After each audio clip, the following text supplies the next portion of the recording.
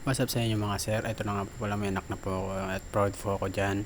Sa mga naging tatay po na maaga, huwag po kayo matakot.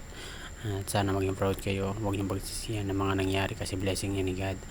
At ito naman yung anak ko, napaka-cute. Kung ganyan man naman magiging anak niya eh. Siyempre, sin po ba ang magtatanggi?